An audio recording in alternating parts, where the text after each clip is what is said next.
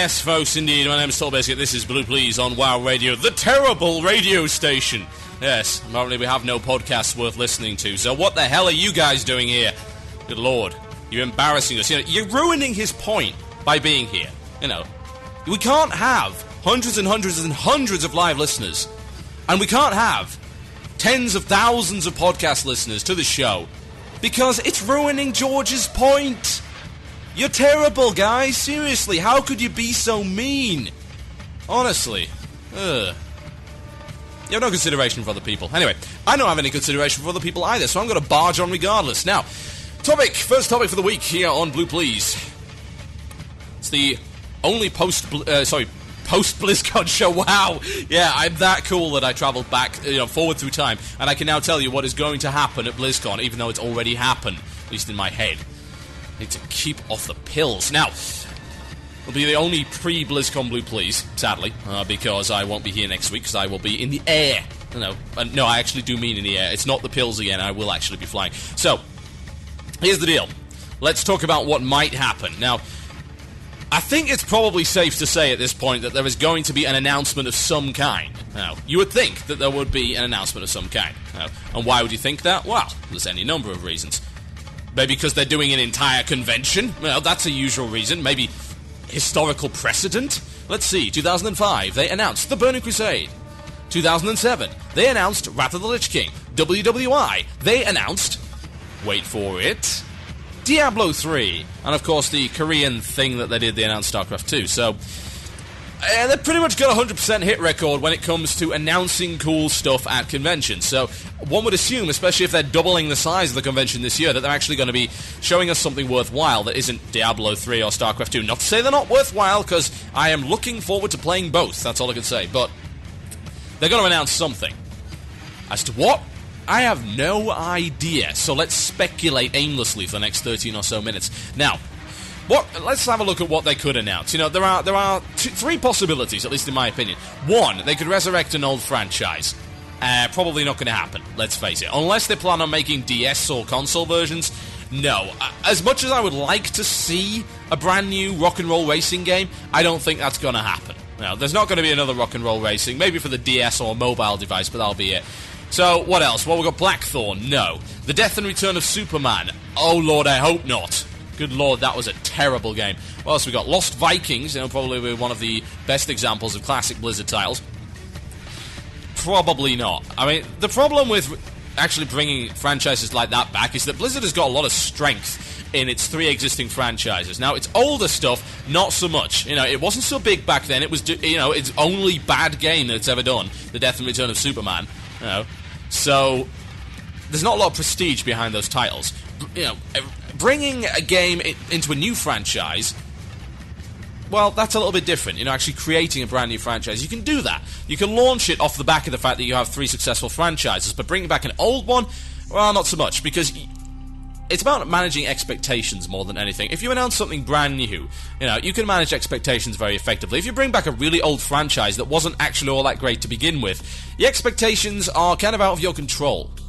So, I honestly don't think they're going to be bringing any of those back. As much as I would like to see rock and roll racing online, take note, Blizz, seriously, I don't think that's actually going to happen. So, let's be a little bit realistic. So, you've got two other possibilities. Either you are going to release...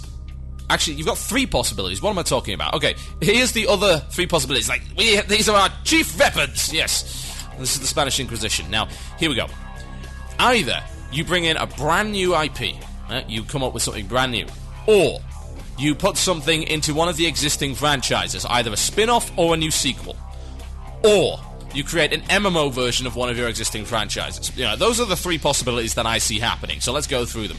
Possibility of a new IP. Well, there hasn't been one in a while.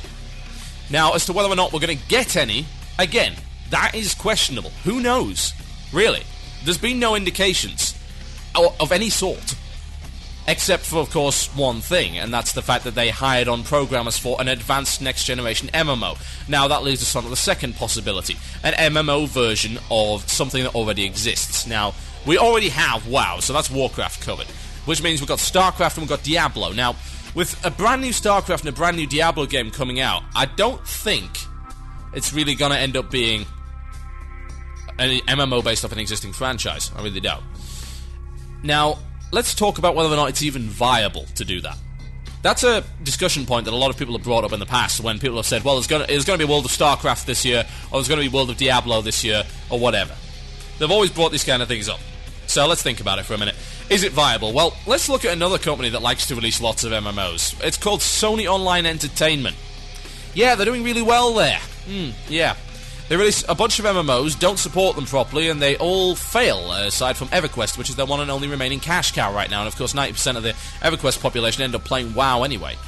So you've got SOE, which run tons of these MMOs with bare minimum support, and they're all pretty much terrible, because it's unfortunate, a lot of them are really good concepts. Now, there is, of course, another company that I can think of off the top of my head, and there's probably a couple more that I can't, that runs two successful MMOs, and that is, of course, Mythic. Now, EA Mythic. Blech. Yes, Mythic runs Dark Age of Camelot, including all of its expansion content, and it also runs a game that you may have heard of by the name of Warhammer Online. Now, they're so far doing both pretty well. Admittedly, they are using companies like GOA specifically to help them manage their servers, but they seem to be running both games pretty well.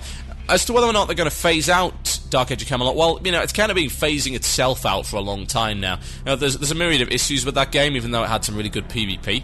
And I think WoW is the natural... War is the natural successor to Dark Age of Camelot. And to be honest, I will eventually see them shutting down Dark Age of Camelot, and I imagine they're probably cutting a lot of their support for it right now. So, whether or not Blizzard would release a new MMO, especially with WoW and the state it is, I don't know. It really depends on the timing. I think if Wrath bombs, then yeah, they will bring out something new. And to be honest, and I'm going to be really pessimistic here, if it's going to hit that November 13th release date, I don't think it's going to be of the usual quality. The concerns that I have, particularly as a raider, is that a lot of the corners are going to be cut in raid content. So the hardcore raiders and the guys that level up fast just to get back into raiding, well, they're going to end up being stung, invariably stung by something. And that something is, of course, going to be poorly balanced or otherwise broken raid content. Now, we have tested, of course, Naxxramas, which is the first instance, but then again, we also tested Karazhan. And the problems didn't start in Karazhan, the problems started in Gruul's Lair, and went on, of course, to SSC with the amazing 45-minute trash respawns, bugged bosses, bugged Lady Vash, multiple Lady Vashes. Great, awesome. Oh, Tempest Keep wasn't much better. So, you're looking into a situation where Wrath may not be as successful or as good as the other expansion. It's a possibility. It's just me being pessimistic. I might be proven utterly wrong at BlizzCon. They might have a new build that is utterly amazing in every respect, and good lord, I hope they do. The beta's been pretty good so far. It hasn't been terrible. It's just, it's not ready. And it's not, as far as I'm concerned, it is not 2 months out. It really isn't. And it's less than 2 months now before they're going to be launching the game. It is not that close. No, it isn't ready. There's plenty of problems with it. There's a lot of stuff that needs to be sorted out, and I do have grave concerns about the endgame content. Also, there was a post by a Blue, I think it was either yesterday or today, which actually stated that one of the Hunter abilities wouldn't actually be in the game until after the expansion shipped, which means they're going to be patching it in afterwards, which means it's not finished, or there's some kind of problem with it. Now, you might say, well, it's only one Hunter ability, who cares? But again, slippery slope argument right there. It can lead to even worse things. How many other things are going to be missing? Who knows? What's going to happen with class balance, because it's nowhere near done yet. What's going to happen with mages, for instance, because there's only one viable tree right now, and apparently warriors are really terrible in beta as well, so I've been told by people in the channel. So, is it the time to announce a new MMO? No, it isn't. Really, it's not. They're already trying to promote Wrath of the Lich King.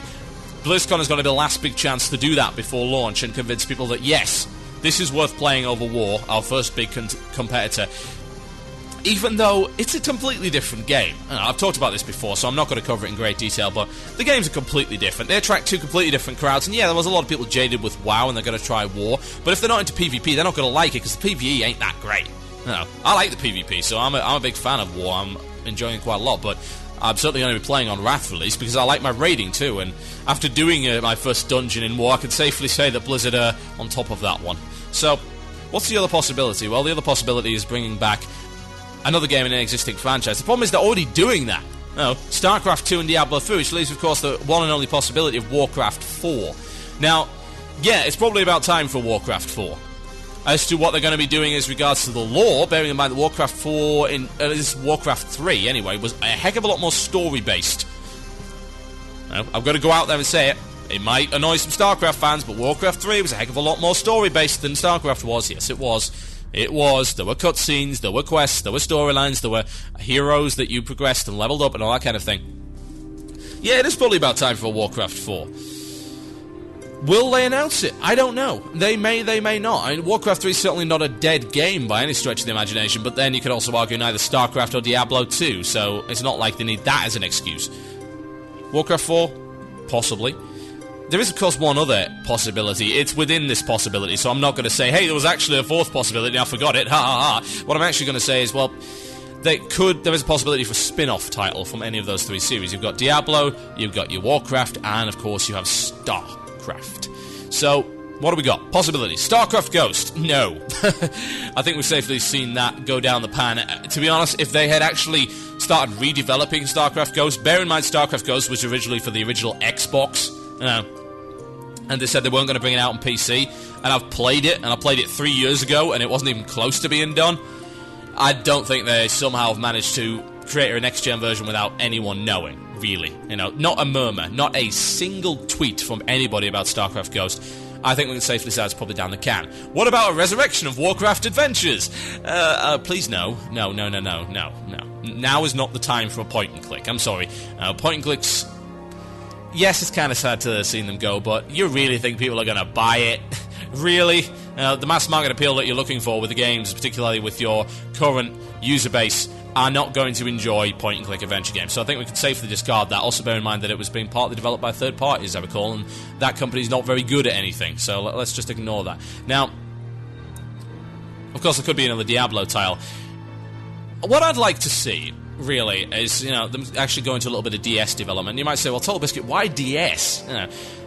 StarCraft DS, Diablo DS. Diablo's the absolutely perfect game for a DS. I mean, hack and slash, nothing more than kind of holding your stylus down, killing stuff and getting loot. Wi-Fi multiplayer, again, been done already. We've got Final Fantasy Crystal Chronicles Rings of Fate, which actually has a 4-player co-op mode, and that's kind of a hack and slash. So it's not like they can't do it. It would actually surprise me a lot if they don't eventually get back into console development, because, yeah, there is a lot of money there, and I'm glad they're supporting the PC market. I really am very glad they're supporting the PC market. It deserves the support, but it would also be pretty cool to see some console versions of stuff. I don't expect next-gen development. I would be very surprised, let me put it that way, if they were developing anything for next-gen. The reason being, they're very, very slow, and they really are. They take an awful lot of time. We saw what happened when they tried to do that with Ghost. By the time that we even saw Ghost played, the 360 was about 2 months from being out. We played it in 2005, and then soon after that, I think it probably was 2006, the 360 came out. The Xbox was already an obsolete platform by that point because no one was developing for it. It's the same with the GameCube. The PS2 had actually asserted its domination by that point. So, because they developed so slowly, and because we've already had the next-gen consoles for a few years, I can't see them actually developing something for next-gen. Again, I might be completely wrong on that, but I don't see it happening. I really don't. Do you? Really. If you want to let me know as to what you think is going to be at BlizzCon this year, particularly with the announcement, then email me at themurloc@gmail.com. That is themurloc@gmail.com. Maybe I'll read some answers out a little bit later in the show. My name is Total Biscuit, and this is Blue Please on WoW Radio, WCURadio.com. Just a reminder, before I go to the music break, we are currently running a contest, which will end on the 4th of October, and it will be announced on Warcraft Anonymous. And it's to win some Blizzard Authenticators. We actually have some Blizzard Authenticators for you to give away. And all we want you to do is go and review one of our shows on iTunes. And please be honest. We want an honest review. We don't want you rating us 5 stars because you think you might get something. If something's wrong with us, let us know. Please, tell us. We can take criticism here on WoW Radio. In fact, we thrive on it. Some of our best innovations have come because a listener has come along and criticised us, and we've said, yeah, you know what, you're right, let's see what we can do to fix it. We know it's not a personal issue. We know you're not trying to insult us or make us upset. We're going to fix your problem. Thank you. Thank you so much for taking the time to sit down and actually write a constructive criticism piece, because that shows a lot of respect. Yeah, it really does. So, yeah. If you want to enter that contest, all you need to do is do your review. and take a screenshot of it, because there's so many different versions of iTunes, we can't actually check them all. You know, we don't have an Icelandic guy, so we can't take the Icelandic iTunes. But yeah, if you take a screenshot, send it to contest@wcradio.com. That is contest@wcradio.com. This is an international contest. Anyone can enter, and there's a chance to win one of 3 Blizzard Authenticators, direct and courtesy of Blizzard Entertainment. My name is Total Biscuit. This is Blue Please, and I will be right back after this, and I'll be talking about forcing people to do arenas in order to get Battleground gear. Hot topic there, and we're going to be having a lot of fun with it. I'll be right back after this, folks. Enjoy.